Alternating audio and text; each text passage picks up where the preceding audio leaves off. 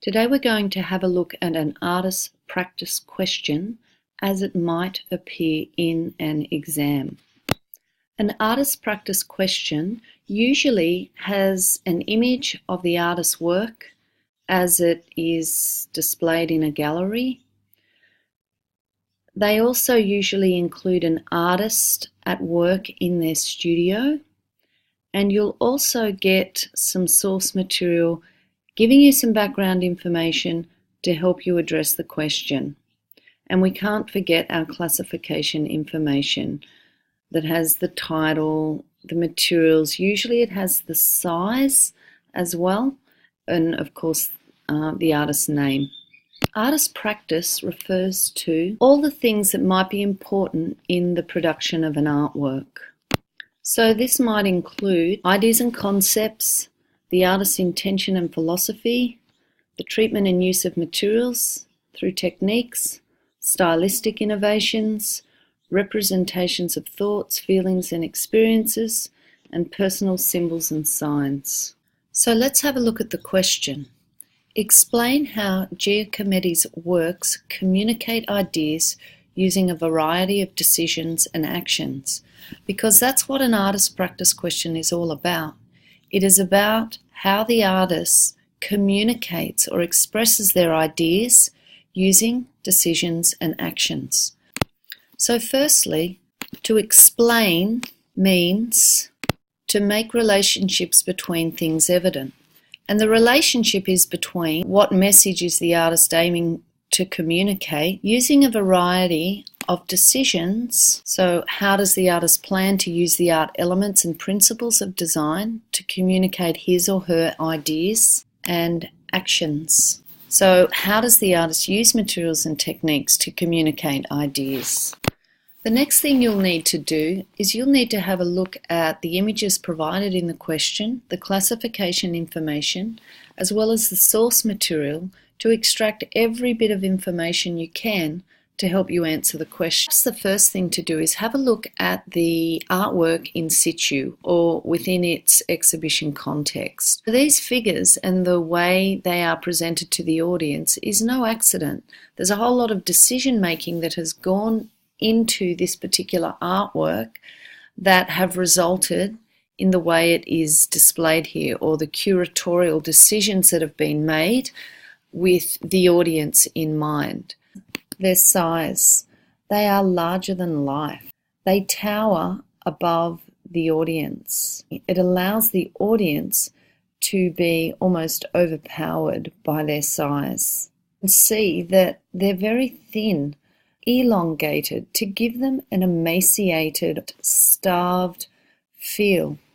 But at the base, they have these bulky feet that have a twofold purpose, I think. One is to give them a firm footing on their platform, but also to suggest a sense of weight, of being weighed down, heavy-footed. So the next thing to look at are the decisions that were made in how to display the work, or we call them the curatorial decisions. The curator of an art gallery and the artist get together and they decide how they want this work displayed. The figures are spaced apart from each other to enable the audience to move amongst the work. This allows them to be directly impacted by the work, so they can be personally impacted by the work. Also, there is the textural qualities of the work. There are no identifying features, so the artist hasn't smoothed out the surface so that we get a sense of the personality of the figures. The texture is rough. And lastly, we get a sense of the movement. The man is leaning forward. It's as if he's in a hurry. He has a purpose. And this kind of contrasts with the woman who's standing still, her arms by her side, kind of gender stereotypes that the man is active and the woman is passive. So all these different aspects enable us to get a feel or a sense for the work. They are not connecting with each other. They don't relate to each other. They are alone. Their thinness gives us a sense that they are not nurtured. It gives a sense that elongated, emaciated form gives a feeling of anxiety. The heavy feet give a sense of being weighed down. So through going through those different art elements and principles of design, we begin to understand the artist's ideas and concepts. If we move down to the classification information, we're generally told the artist, which we already know. We're told the title of the artworks, the materials that were used to create it, the date in which it was created, and the dimensions. If we look at the title, we have Tall Woman, Walking Man, and Monumental Head. They're quite impersonal titles. They don't give away any information about any sense of individuality. These titles are generic and they are universal. So in not giving these figures specific names, Giacometti is talking about all human beings. When we look at the materials, for these figures, he has cast them in bronze. Bronze is a durable material. It lasts forever unless it's melted down. There's a contradiction here because these images look fragile. They look like they are easily broken.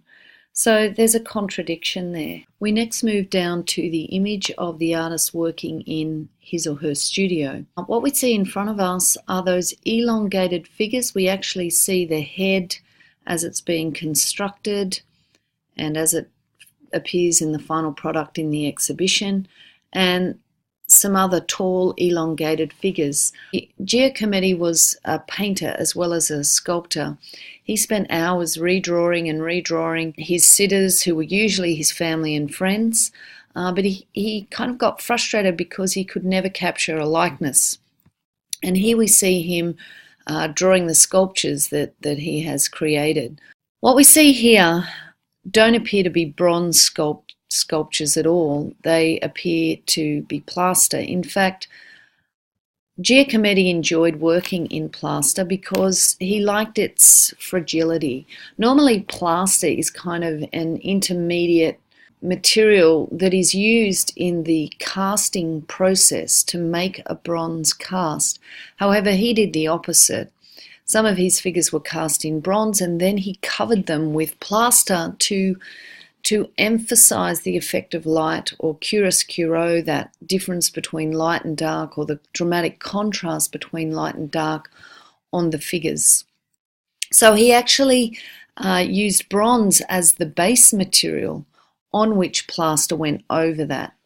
Plaster, however, is fragile. It is incredibly breakable, and so obviously in the final exhibition he's just used bronze casts of his work.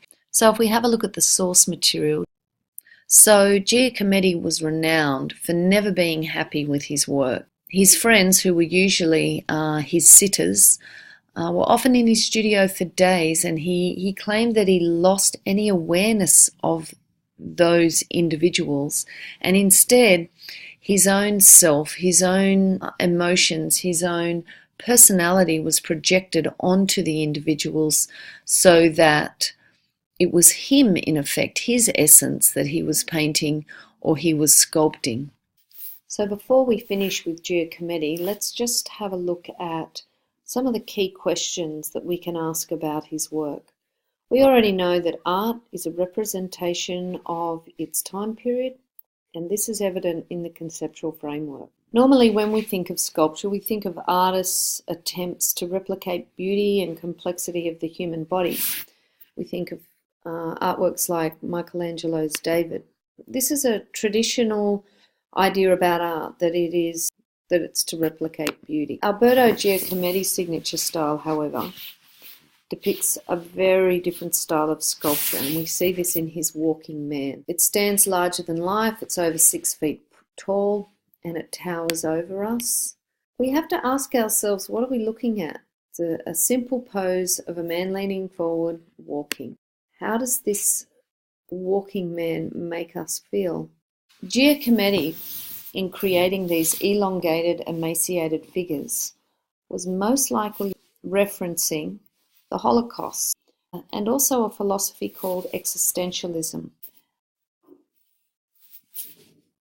So he experienced the fear of the Nazis firsthand. Existentialism was a French philosophical movement that began in the years after the Second World War. Basically, it's a response to the isolation and desolation felt by those who suffered in World War II. It holds that there's no grand meaning in life, there's no real purpose in life, there's no reason as to why things do or don't happen, there's no afterlife. The grand scheme of things is random, absurd, and irrational. It just means that we're responsible for our own experience in this world. This might sound really liberating to get a sense that you've got control over your life. Many found this idea of a lack of a grand meaning, say for example Christianity, and giving a feeling that basically we're by ourselves in this world and there's no real reason for it. Giacometti's sculptures reflect this feeling of isolation. His artworks are removed from our own experience of our own body. They don't have muscle on them. They are emaciated. They almost look skeletal, as if they are sick or dying.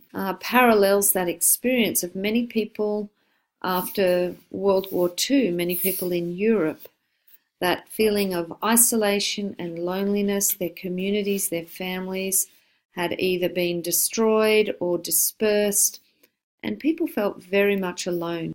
So in going back to the question, explain how Giacometti's works communicate ideas using a variety of decisions and actions, we know that we need to decode the question, which we've already done earlier on in this presentation. To answer that question, we're going to use the ideal paragraph structure. So a way of visualizing this is as a hamburger. So the top bun is our introductory sentence. We've got details in our lettuce and tomato, an example of carefully selected evidence that best illustrates your topic sentence. The analysis is where you have the opportunity for some individual critical thinking, perhaps through using a SWOT analysis, strengths, weaknesses, opportunities and threats. And then of course your link back to your topic sentence. So firstly you have your introductory topic sentence, and because the question is asking about how he communicates his ideas, the first thing that you'd probably talk about are his ideas, which most likely should include his existentialist viewpoints and how they're expressed in his artworks. So next you'll talk about the details, some of the overarching details that are characteristic of his work, and you could link that here to his experiences during World War II and post-World War II, and that sense of alienation and loneliness felt by those who suffered in and after World War II. Your examples. Here's where you'll need to include specific examples from his artwork. His use of line, his use of texture, size, curatorial decision-making, and then you need to link that to the impact on the audience.